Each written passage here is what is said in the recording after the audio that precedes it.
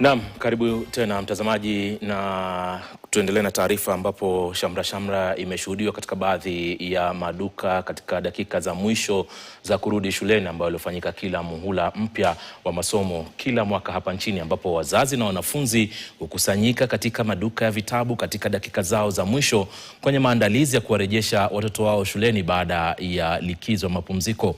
Kama anavyoripoti mwanahabari Bentura Kwamboka, muhula huu umeshuhudia wazazi wengi wakinunua vitabu vya maandalizi ya mtihani kabla ya msimu wa mtihani ambao unatarajiwa kuanza mwezi wa Novemba. Wazazi wako katika hali ya dakika za lala salama maeneo tofauti ya Kenya kuandaa watoto wao kabla kufunguliwa kwa shule kuanzia hiyo kesho.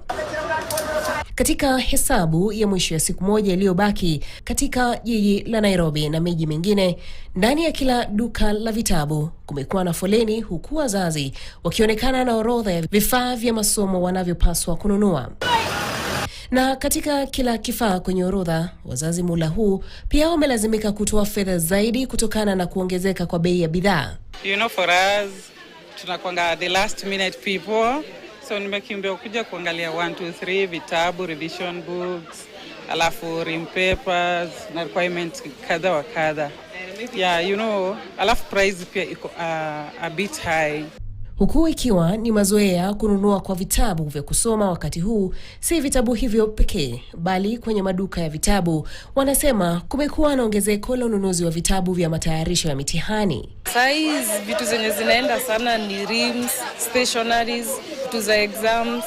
Price iko juu sana, Juu sasa unajua they are heading exam, end year exam, so lazima tu tununue revision. Katika upande wa usafiri, hali ilikuwa sawia, msongamano katika vituo vya magari. Jijini Mombasa, msongamano huo ulishuhudiwa katika vituo vya mabasi, huku nauli ya basi ikiongezeka maradufu ya nauli ya kawaida. Bei ziko juu na hii rush hour manze, kasa hii nafaa kupanda gari saa 8, gari bado haijafika hapa kasa hii.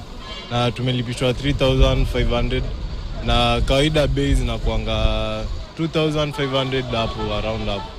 So to me rush hour ni changamoto kiasi. Hata hivyo, washikadau wa sekta ya matatu wanasema hitaji kubwa la huduma hiyo umeongeza bei. Bei haijapanda kulingana na saini high season.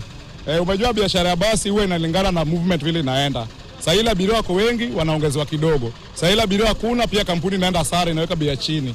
Kama sisi wakati wa kawaida tunawekanga 2000, huwa ni offer 2000.